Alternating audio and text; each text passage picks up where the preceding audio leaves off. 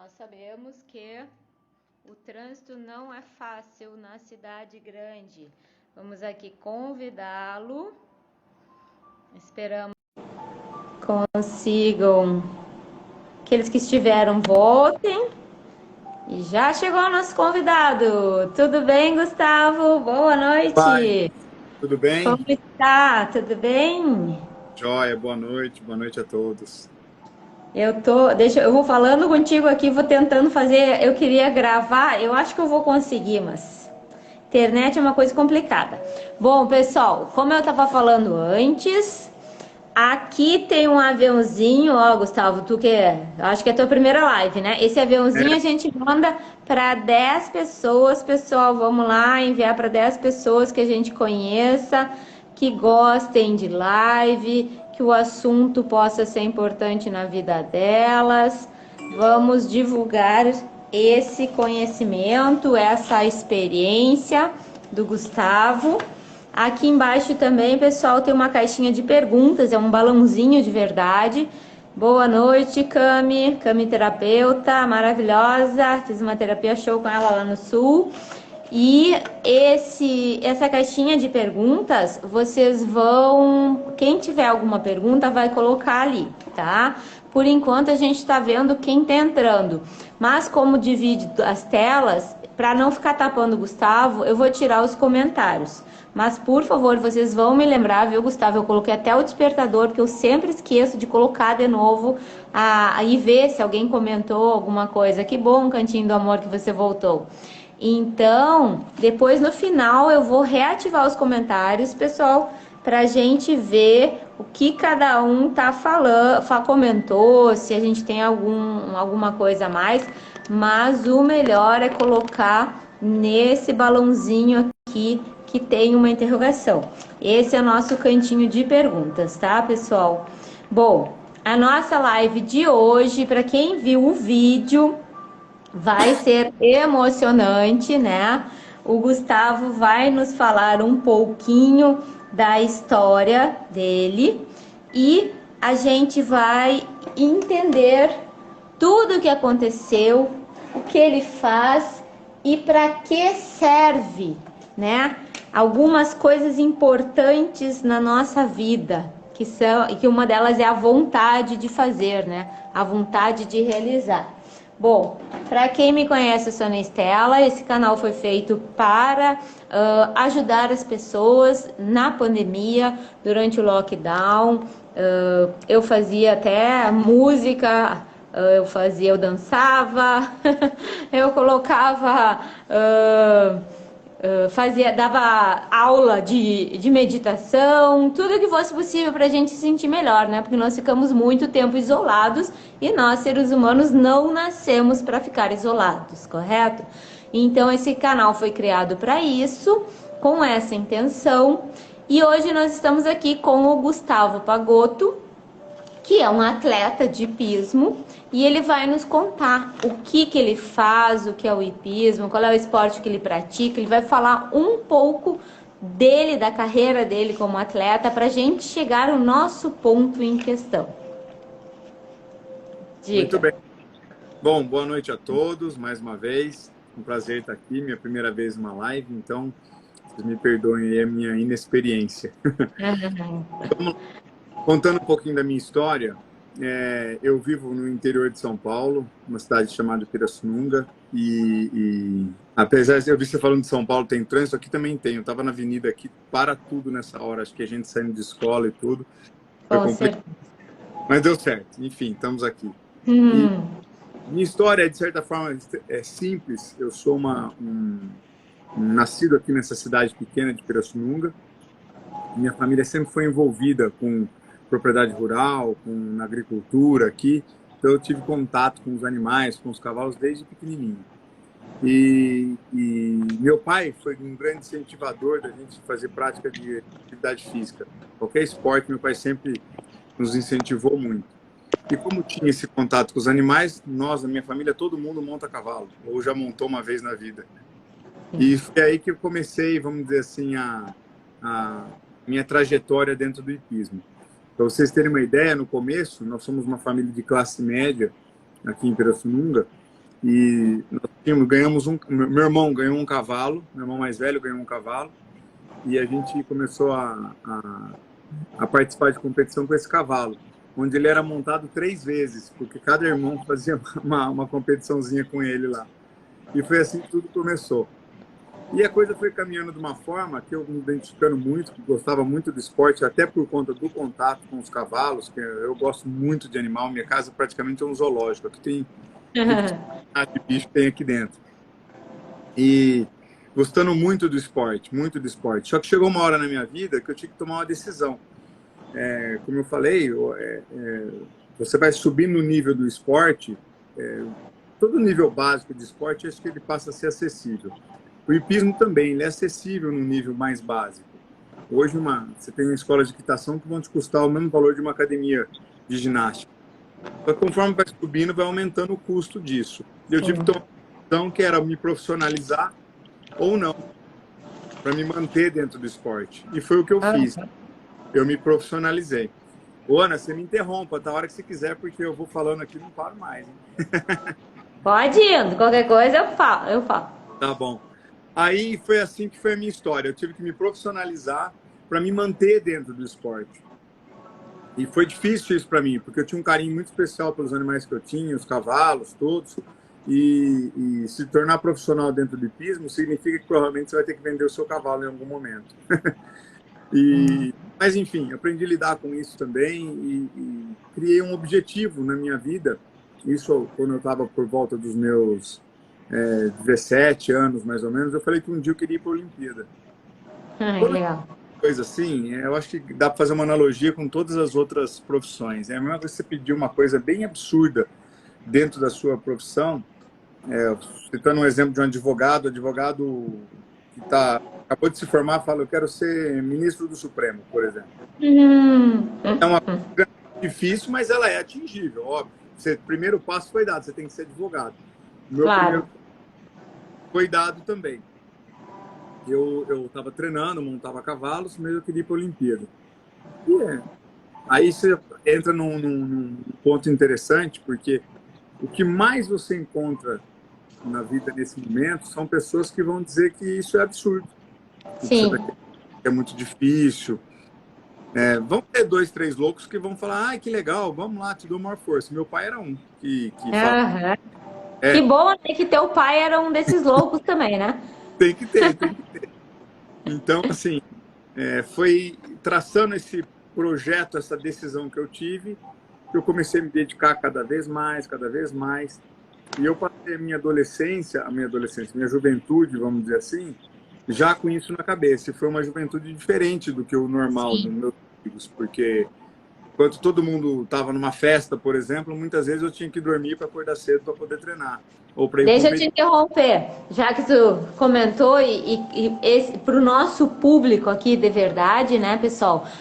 Ele já falou 2 coisas super importantes, né? Que o nosso canal é justamente para isso, para a gente atingir os nossos objetivos, para a gente ir atrás das nossas metas, né? E é o que, assim, na área hoje, eu fiquei uns 3, 4 anos estudando empreendedorismo e essas coisas, a gente tem que sonhar. O sonho é a construção da nossa vontade, né? É a gente chegar em alguma coisa.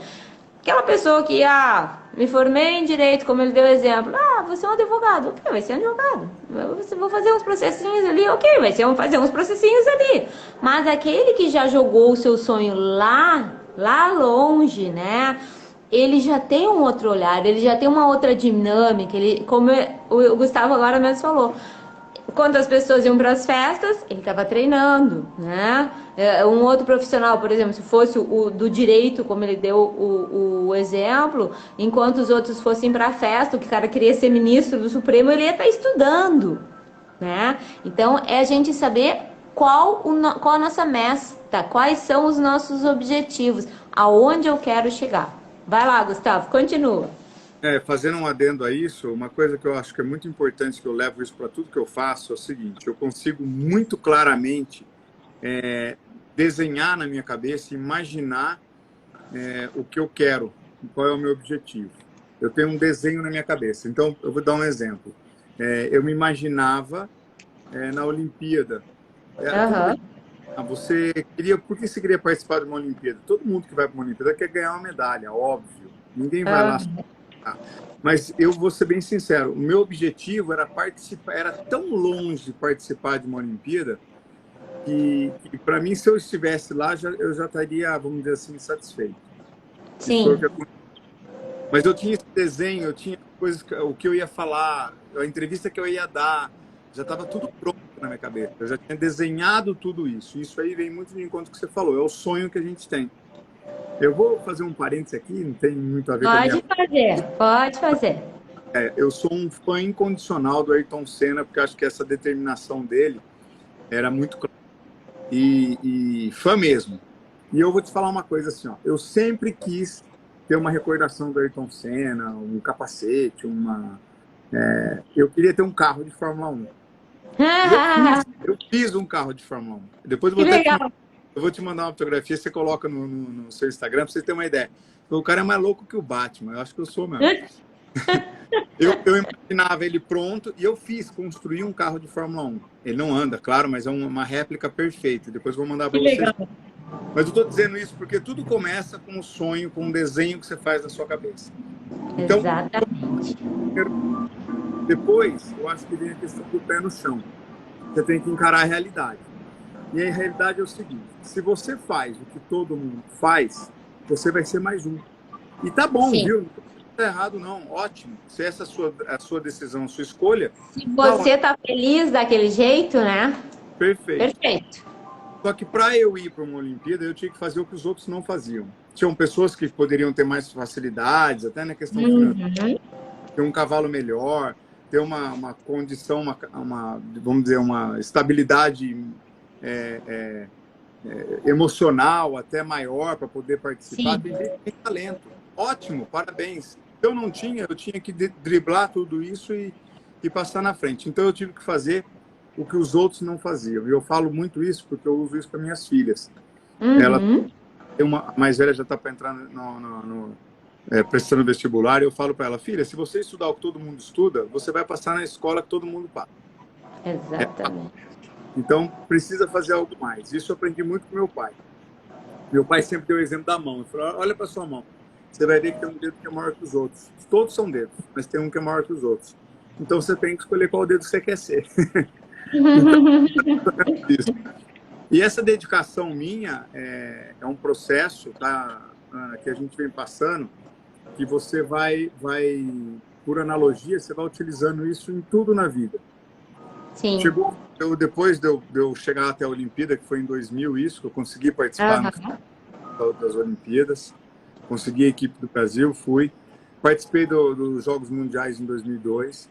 Depois, eu sempre trabalhando como profissional do esporte, eu tentava outras vagas, e tentei vagas para Pan-Americano, Sul-Americano eu cheguei a participar também, fui vice-campeão americano por equipes, participei de novo da Olimpíada de Londres, eu estive presente como reserva da equipe.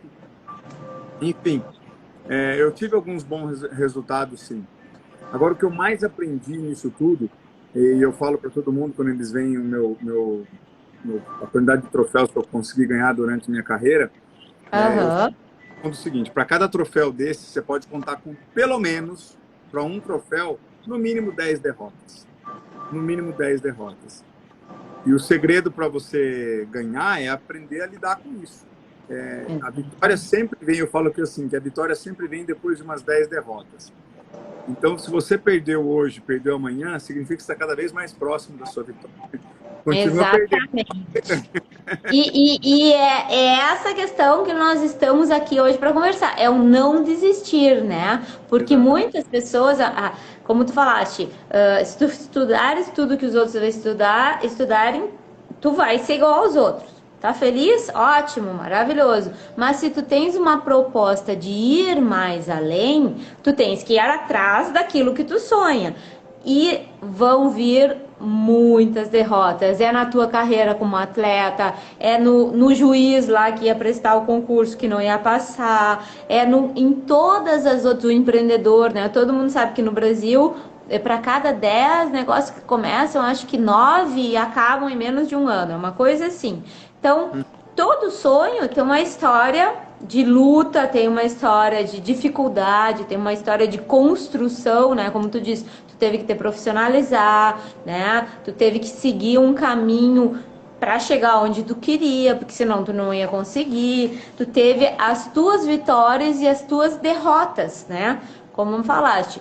Nós estamos aqui, pessoal, nós estamos falando de esporte. É um atleta, é um exemplo de algo que aconteceu, que ele ainda vai falar, né? Do que poderia ter sido, assim, aquele momento de dizer, não deu, foi um acidente, não consegui, não foi culpa minha, foi culpa do acaso, do destino. E não, ele fez daquele momento a oportunidade de se levantar e de vencer uma competição. Quando muitos diriam, acabou pra mim, não deu, foi, vou tomar um banho d'água aqui nesse laguinho, né, que ia tomar um bom banho d'água ali. Não, ele se levantou, e ele tá nos dando aqui um exemplo, e puxando pro lado do esporte, né, eu não gosto, esse canal não era para falar isso, mas eu também sempre montei, né? O hipismo é minha paixão, né? Por isso me tornei médica veterinária, para quem não sabe, eu sou médica veterinária de formação. E esse canal é para isso, né? Saí lá do interior do Rio Grande do Sul, tô aqui no Rio de Janeiro, fiz cursos e mais cursos fora do Brasil. Por quê? Porque eu decidi que eu ia estudar, que eu queria ir mais além, que eu não queria fazer o que todo mundo fez, como ele falou. Também sonhei em ir numa Olimpíada, ainda não fui, viu? Mas não, eu nunca soube se eu queria ir como atleta, como amazona ou como treinadora, que eu também já fui, né? Então, tá no universo, ainda tem tempo, vamos ver.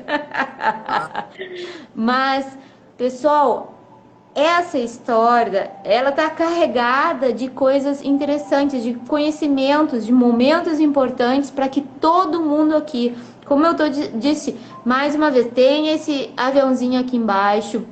Mandem para os seus contatos. Tem um amigo que está depressivo, que por causa da pandemia perdeu o emprego, não sabe o que fazer. Eu conheci, por exemplo, uma família que a pessoa trabalhava, o filho da senhora trabalhava numa das melhores empresas multinacionais, tá? Com anos e anos, em várias empresas no Brasil. Perdeu o emprego por causa da pandemia, está 10 anos sem trabalhar. Entrou num clima de depressão que é muito pior ainda para o homem, porque o homem não admite que ele está com depressão. A sociedade, no lado masculino ainda, o homem não consegue aceitar que está com depressão, a maioria deles não consegue se tratar, fazer uma terapia, e muitas vezes o álcool é o remédio que os homens encontram como tratamento para a depressão. Então, pessoal, esse momento é para isso, é para a gente ajudar alguém que esteja ouvindo, para a gente passar para alguém que precise levantar, que precise, ou através do próprio esporte, como o Gustavo acabou de falar, o começo é o valor de uma academia, né? Montar cavalo é um dos esportes mais maravilhosos que existe. Hoje existem estudos na Europa toda e aqui no Brasil do efeito que o cavalo, que é, por exemplo, a terapia animal assistida, a zooterapia, a ecoterapia, a equitação terapêutica, exerce sobre todos os indivíduos, na melhora da autoestima, na aquisição da coragem, na visualização de si próprio, né, como um ser capaz, porque montar um cavalo é um baita de um desafio, né, Gustavo? Pô, às vezes tu pega um cavalinho light, mas às vezes tu pega... O cavalo sente como a gente tá, né? Às vezes tu pega um cavalo que naquele dia ele sentiu que tu não tá muito bem, ele faz assim, pluf, te joga no chão, né? Ou tu quer ir pra direita, ele diz, não, eu vou pra esquerda, e tu não consegue mudar a cabeça dele. Então, montar cavalo é um desafio maravilhoso, é um tratamento excelente para quem tá triste, para quem tá depressivo, para quem tá com baixa estima, tá? Então, assim, tudo que o Gustavo falou aqui são oportunidades de crescimento maravilhosas. Agora continua que nós queremos ouvir mais. Mas é bem isso que você falou. Eu me sinto um privilegiado por me envolver com os cavalos, por participar do esporte com cavalos, porque realmente essa relação que tem com os animais, eu gosto de todos, para falar bem a verdade. Qualquer tipo de animal eu gosto. Mas o cavalo em especial, ele nos ajuda muito. Ficou sem áudio. É que Agora. voltou? Aham. Tá, já. O cavalo nos ajuda muito porque, como efeito de terapia mesmo, o fato de você estar ali sintonizado com um animal que pesa, em média, aí, os seus 500 quilos, por exemplo, é um volume muscular, um volume corporal muito grande, e você ter que dominar, entre aspas, tem que ser aprender a linguagem dele e tudo, porque se ele tomar uma decisão, como você bem disse, que você não vai ficar em cima, você não fica. Sim. Você tem que ser uma pessoa habilidosa em relacionamento, e isso não quer dizer que você nasce assim, você se transforma, o cavalo te ajuda, te ensina a criar essa habilidade. E me leva como eu te falei, a aprender a lidar com frustrações o tempo todo, porque acontece muito com o pessoal do cavalo, a gente fala, você vai treinando, tem que fazer um movimento específico com o cavalo do adestramento, por exemplo, você fica treinando 10 dias seguidos e a coisa não acontece, aí você se sente mal, você fala, acho que isso não é para mim, eu não tenho talento, eu não consigo, eu não vou conseguir com esse cavalo. E de repente a coisa funciona, de 10 vezes que não funcionou, uma vez que funciona, você tem certeza que você está no caminho certo, que é isso mesmo. Então, é muito gratificante a recompensa que você tem. E isso aí, eu, como disse já do começo, eu levo para tudo que eu faço na vida. O esporte, o hipismo, me ensinou a ter essa determinação. Quando aconteceu esse episódio agora no Rio de Janeiro, só para ter uma parte aqui, eu tinha interrompido a minha carreira profissional, não ia mais participar de competições internacionais, nada. Mas minha filha nova, gostava muito de participar de competições, nós falamos, eu estou apoiando ela disputar o Campeonato Brasileiro. Aí, como eu ia levá-la para a competição e eu estava montando um cavalo muito bom, eu falei, eu vou também. E surgiu essa vontade Parceria. de entrar numa equipe de novo. Eu estou com um cavalo novo, mas um cavalo muito bom, tem correspondido muito bem ao trabalho. Mas eu tenho a seguinte condição. Existe no final do ano um campeonato sul-americano, que vai acontecer na Argentina. E por ser um cavalo novo, para que eu participe de um campeonato desse, eu tenho algumas competições para me qualificar, para chegar até lá. Essa do Rio de Janeiro era uma delas. Confesso que não era o meu objetivo principal, eu estou indo por causa da minha filha nas competições. Mas já que eu estou lá fazendo, eu falei, vou fazer direitinho, quem sabe eu consigo a qualificação. Até para dar um exemplo para a filha, né? Para ver que fez bonito, né? Imagina. Inclusive, vocês verem tem um dos vídeos que está de trás, assim, tem um outro vídeo que foi publicado também, foi minha filha que gravou, ela estava lá na piscina vendo eu passar ali. E ela fala uma frase assim muito legal, que ela fala assim, vamos pai, força que você consegue. Ela fala isso, né? Espontaneamente ela fala. E foi muito isso, eu gostei dela ter visto aquilo ali pelo seguinte, o que aconteceu comigo ali, dá para escrever um livro naquela fração de segundo, de tanta coisa que passou pela minha cabeça. Eu sabia da condição de ser um cavalo novo, eu tinha plena consciência, por causa da minha experiência no esporte, da onde eu estava, o que eu estava fazendo. Só que, para mim, era inconcebível eu chegar ali, era o obstáculo número 4 na prova. Eu falava, não, eu não posso chegar aqui no número 4 e interromper tudo isso já no número 4. Eu vou ter que fazer de tudo e mais um pouco para ficar aqui em cima do cavalo. E, realmente, eu acho que quando você quer muito, tem essa vontade, o universo acaba conspirando a favor. Porque só para vocês terem uma ideia, não sei se todo mundo aqui já viu esse vídeo, tem umas fotos, uma sequência de fotos. Acho que eu passei para você, né, Anistela? Sim, eu publiquei. Eu estou deitado completamente do lado do cavalo, uma perna quase tocando a água, e eu não podia tocar o chão, em hipótese alguma, senão eu estava eliminado. E eu me coloquei nessa mesma posição aqui em casa, eu pedi para uma pessoa segurar o cavalo e tentei ficar deitado do lado do cavalo naquela posição para voltar para a sela. Não consegui. Não consegui. Então, eu te falo o seguinte, ó, como é que foi isso? Tem alguns fatores, o movimento do cavalo deve ter me impulsionado de volta, obviamente, também aconteceu, mas tem 3 coisas que eu levo em consideração. Uma era a minha vontade de fazer, sem dúvida nenhuma, eu não podia descer do cavalo ali, eu falei, eu vou terminar essa prova aqui. Vou terminar. E eu estava liderando a prova. E eu aprendi no hipismo o seguinte, com o esporte de modo geral. Eu odeio perder. Eu sei perder, tá? Eu aprendi a perder porque o que eu mais fiz na minha vida foi perder. Eu tenho muito mais competições que eu fui derrotado do que eu saí vencedor. Então eu Claro. aprendi a perder, mas eu odeio, não gosto de perder. Acho Então que ninguém gosta. eu não queria em hipótese alguma, eu tinha uma vontade muito grande de vencer a prova. Segunda coisa, eu acredito em providência divina, minha opinião. Eu acredito em Deus. E eu acho que Deus é um excelente colaborador. Quando você quer alguma coisa, ele pode te ajudar. E terceiro, óbvio, que foi o que aconteceu ali, eu acho que tem uma composição física, um movimento do cavalo que me ajudou, o universo conspirou a favor. Mas o universo conspira a favor de alguma coisa. Começa tudo com uma vontade. Com a vontade. Eu queria muito aquilo ali, queria muito. Desde a largada, eu falei para o técnico da equipe, eu vou ganhar essa prova. Se não acontecer isso, é zebra. Eu ainda brinquei com ele. É zebra. Eu vou ganhar essa competição. Se isso não acontecer, foi alguma zebra, mas eu vou ganhar. Aí ganhou. E ele estava assistindo a prova num outro lugar, nem viu eu passar por aquilo ali. E quando eu terminei a prova, ele me falou o seguinte, bem que você tinha dito, hein? Eu falei assim, mas bem que eu te avisei que quase deu zebra. Zebra. Tu já estava, de verdade, tu já estava sabendo, né? O que podia acontecer. Quase deu zebra.